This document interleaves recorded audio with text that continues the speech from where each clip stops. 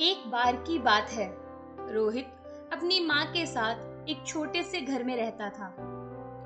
एक दिन रोहित अपने घर के बाहर खेल रहा था।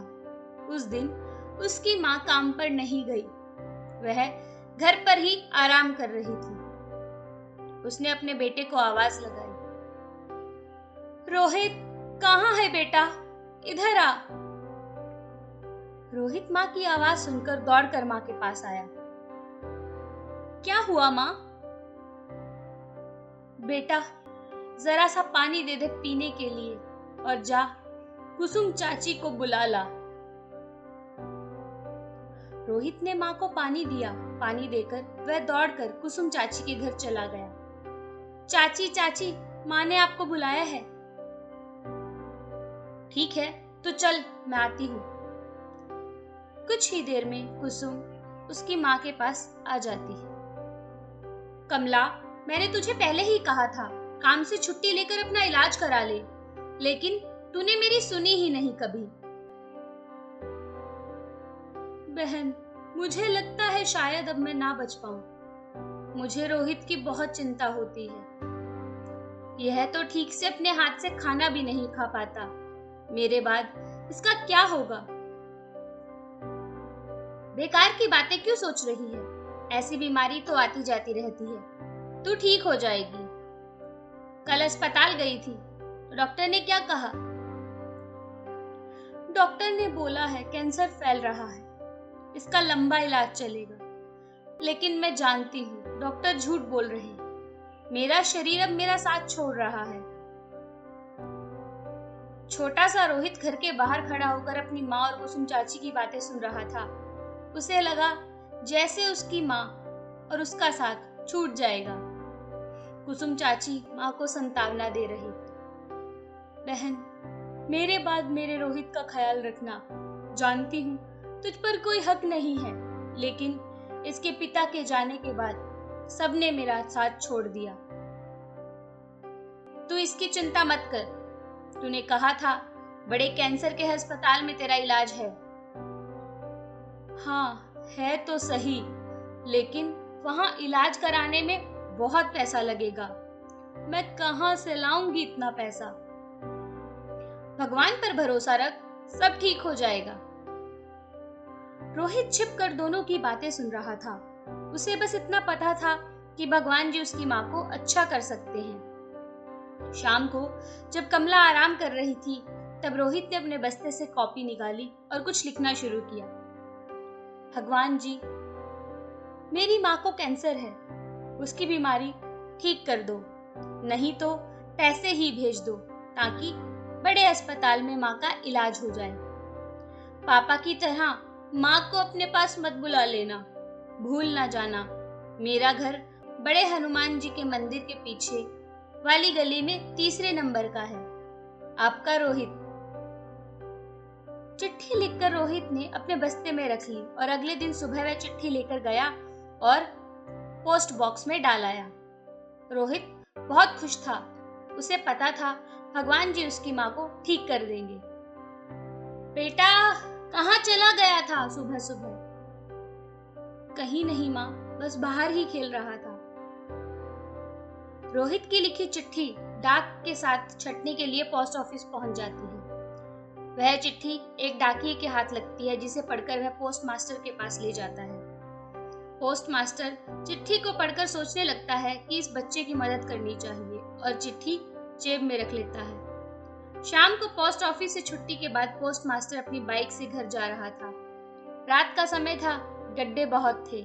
अचानक एक गड्ढे में बाइक का बैलेंस बिगड़ जाता है, जिससे पोस्ट मास्टर गिर जाता है और उन्हें काफी चोट लगती है।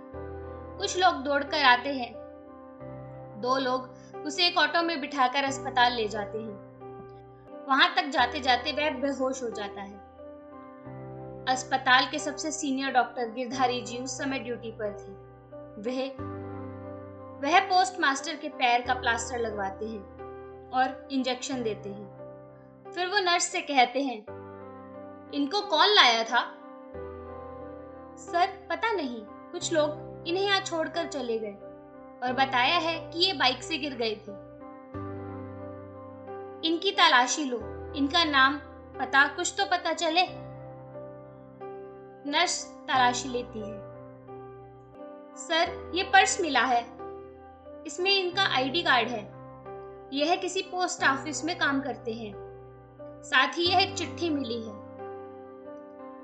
ऐसा करो, आई कार्ड पर जो पता लिखा है उस पर किसी को भेजकर खबर कर दो। उसके बाद गिरधारी जी वह चिट्ठी पढ़ने लगते हैं। अगले दिन गिरधारी जी पोस्ट मास्टर को देखने आते हैं, जब तक उसके घर वाले भी आ चुके होते हैं। अब आप कैसे हैं? ठीक हूं डॉक्टर साहब, पर ये प्लास्टर कब उतरेगा?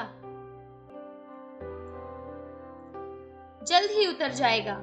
हड्डी में फ्रैक्चर नहीं है, हल्का सा क्रैक है। इस पर वजन मत डालना, 15 दिन में सही हो जाएगा। एक बात बताओ, तुम्हारी जेब से चिट्ठी मिली, यह किसकी है? पता नहीं, कल डाक छांटते समय एक डाकिये को मिली थी, उसने मुझे दे दी। गिरधारी जी शाम को अपने दोस्त रोशन के पास पहुंचे। रोशन, मुझे एक बच्चे की चिट्ठी मिली है, क्या हम इसकी मदद कर सकते हैं? रोशन जी एक बड़े कैंसर अस्पताल के मालिक थे। यह कौन है? पता नहीं, यह चिट्ठी कहीं से मिली है मुझे। बहुत अच्छा किया आपने, मैं कल ही सारा इंतजाम करता हूँ। सुबह चलते हैं इस पते पर। हमें इसकी माँ का इलाज करना होगा, चाहे जितना पैसा लगे मैं दे दूंगा। भगवान ने हमें इसकी मदद के लिए चुना है, पैसे की कोई बात नहीं है। मैं इसके इलाज का भरोसा देता हूँ, कोई कसर नहीं छोड़ूंगा। अगले दिन एक कार कमला के घर के बाहर आकर रुकती है। गली में बच्चे खेल रहे थे। बेटा, रोहित का घर कौन सा है? बच्चे इशारे से घर बता देते हैं। दोनों घर का दरवाजा खटखटाते हैं। रोहित दरवाजा खोलता है। आप कौन हैं? आपको किससे मिलना है? बेटा, आपने यह चिट्ठी लिखी थी, हमें भगवान जी ने भेजा है। तुम्हारी माँ का इलाज करने के लिए आए हैं। रोहित बहुत खुश होता है। रोशन जी और गिरधारी जी कमला को सारी बातें बताते हैं और कमला की आंखों से आंसू बहने लगते हैं।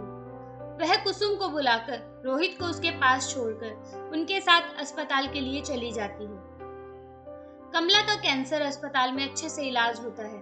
3 महीने बाद उसकी सारी रिपोर्ट नॉर्मल आ जाती है। उसे अस्पताल से छुट्टी मिल जाती है। जब कमला घर आ जाती है, माँ, आपको भगवान जी ने ठीक करके भेज दिया। वहां पापा मिले थे क्या? नहीं बेटा, बस भगवान मिले थे, वो भी तेरी चिट्ठी के कारण। इसी तरह की प्रेरणादायक और मनोरंजक कहानियां सुनने के लिए हमारे चैनल को लाइक, शेयर, सब्सक्राइब करना ना भूलें। धन्यवाद।